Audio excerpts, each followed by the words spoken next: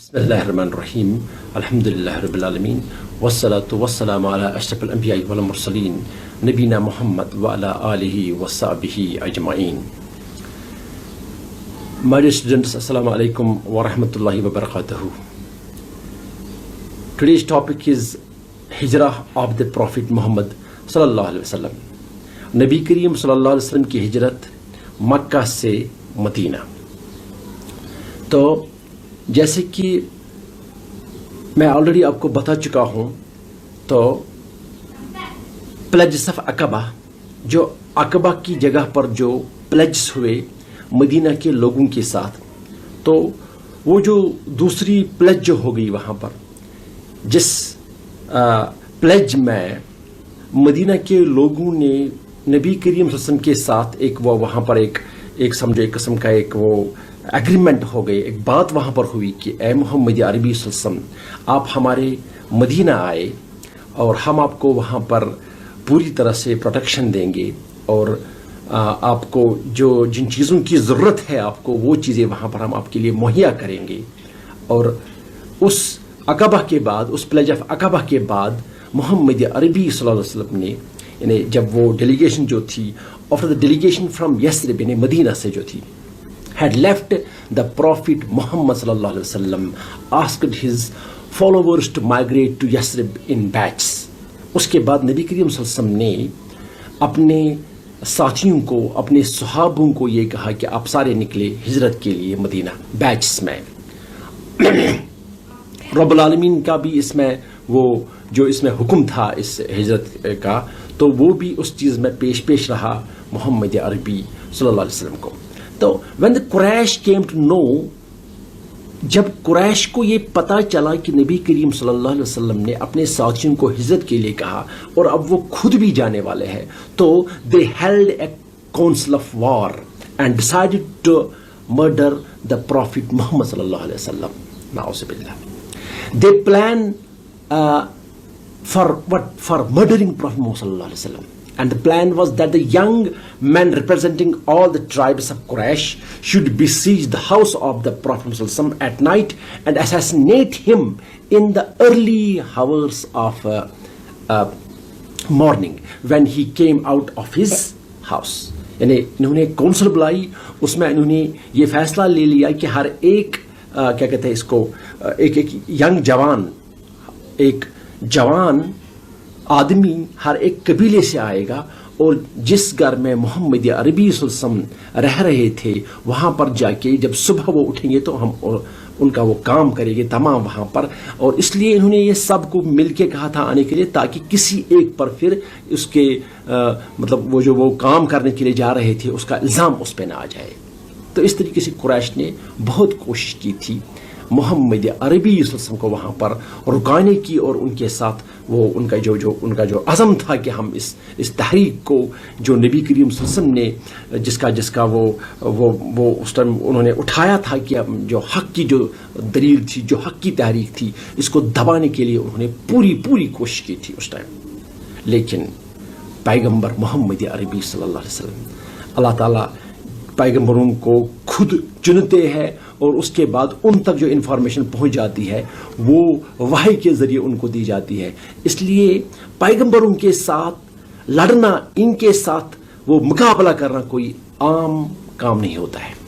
तो जब इन्होंने ये एक प्लान बनाया, द प्रॉफिट मोहम्मद सल्लल्लाहु अलैहि वसल्लम वाज इन्फॉर्म्ड बाय ऑलमाइटी अल्लाह सुब्हानहू व तआला अबाउट देयर नेफेरियस एक्शन. इस चीज़ की खबर हज़रत अल्लाह जल्ल शानहू ने दे दी मोहम्मद अरबी सल्लल्लाहु अलैहि वसल्लम को.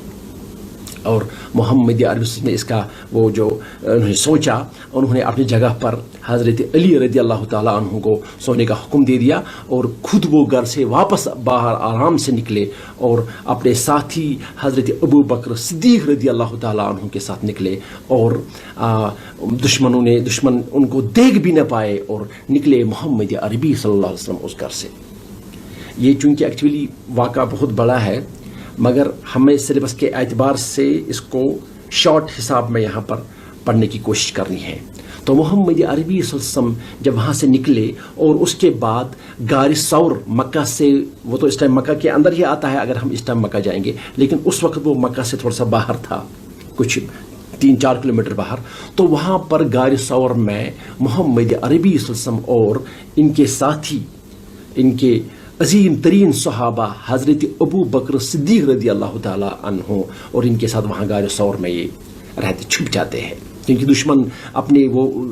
जो कुफारी मक्का थे उन्होंने तमाम अपने तर कोशिश की और उन्होंने अपने आदमियों को हर एक साइड से भेजा ताकि किसी भी तरीके से हम इस चीज़ को, इस मोमेंट को रुकाए, यहाँ पर दबाए यहाँ पर ही। और यहाँ पर ही ये वो गार है जिस गार के लिए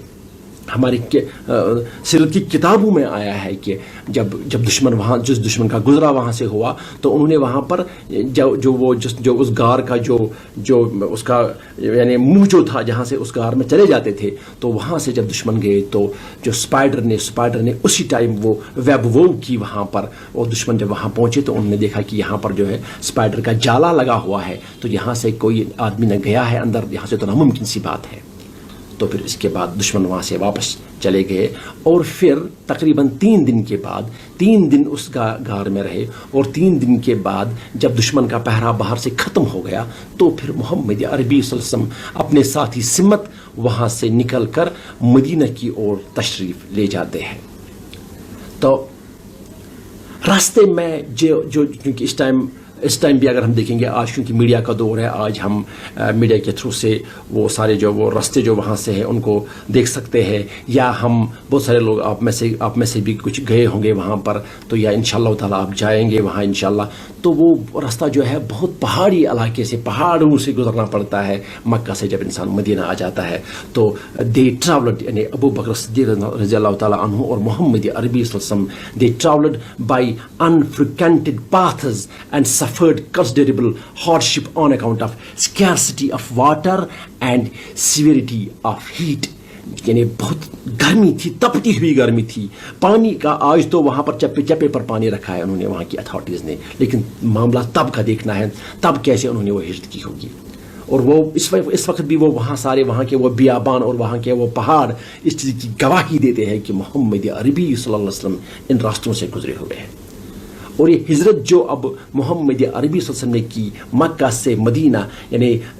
आफ्टर 6 days जर्नी, 6 दिन मोहम्मद अरबी सल्लल्लाहु अलैहि वसल्लम ने ये सफ़र किया। द प्रॉफिट सल्लल्लाहु अलैहि वसल्लम and his companion reached Quba, मस्जिद कुबा जहाँ पर इस टाइम है उस प्लेस पर पहुँचे, and near by place of Yasrib, यानी मदीना मुनव्वरा से वो नज़दीक ही वो है वो वहाँ कुबा की जगह, ऑन 23 सितंबर 622 CE यानी कॉमन एरा। इस दिन इस रोज़ वो वहाँ पर पहुँचे और वहाँ पर जो लोग जमा हो गए और वहाँ पर वो मस्जिद भी बनाई गई, मस्जिद कुबा भी। और आज भी जब लोग वहाँ जाते हैं तो मस्जिद कुबा तक लोगों को लेते हैं, वहाँ पर वो जो है वो उस मस्जिद कुबा की ज़ियारत कराते हैं। और मस्जिद कुबा में जहाँ जो मदीना शरीफ है, मदीना शरीफ में रहने के बाद जो कोई आदमी अपने घर से उठे और फिर जाए मस्जिद कुबा, वहाँ पर नमाज के 2 रकत अदा करे तो उसके लिए उम्रह का सवाब है, जो है अहादीस में आया है। तो बहरहाल फिर इसके बाद मोहम्मद अरबी सल्लल्लाहु अलैहि वसल्लम वहाँ कुबा मस्जिद की बुनियाद डालने के बाद फिर वो मदीना का रुख करते हैं, और यहाँ मदीना में उसका इस्तकबाल किया जाता है। ना इस्तकबाल उससे पहले दुनिया ने देखा था, ना तब से लेकर आज तक दुनिया में किसी ने वो इस्तकबाल देखा है जो इस्तकबाल उनके लिए किया गया उस time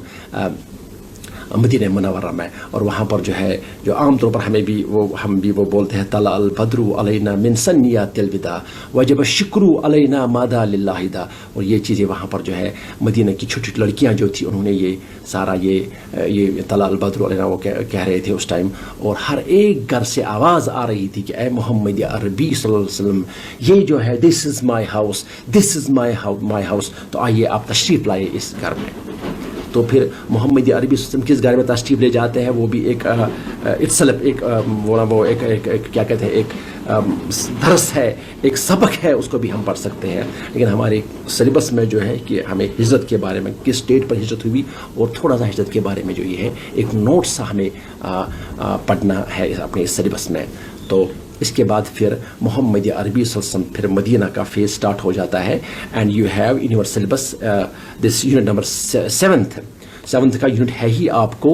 life of the Prophet Muhammad sallallahu alaihi wasallam at Medina. اب پھر مدینہ میں کیا ہوا؟ مدینہ میں جو ہی نبی صلی اللہ علیہ وسلم پہنچے، اس کے بعد وہاں پہنچنے کے بعد ہمارے محمد عربی صلی اللہ علیہ وسلم نے کون کون سے اقدامات کیے، کس کس طریقے سے انہوں نے اس ٹائم پھر وہاں پر وہ اپنا کام سٹارٹ کیا، وہ انشاءاللہ تعالی ہم نیکسٹ یونٹ میں انشاءاللہ سٹارٹ کریں گے. تو تب تک کے لیے رب العالمین سے دعا ہے کہ آپ بھی صحیح سلامت رہے اور میں بھی صحیح سلامت رہوں. رب سے یہ دعا کریں کہ اے رب کریم ہمیں دین سمجھنے اور دین سمجھانے کی توفیق عطا فرمائے. ربنا تقبل منا انک انت السمیع العلیم وتب علینا انک انت التواب الرحیم. آمین. السلام علیکم ورحمۃ اللہ وبرکاتہ.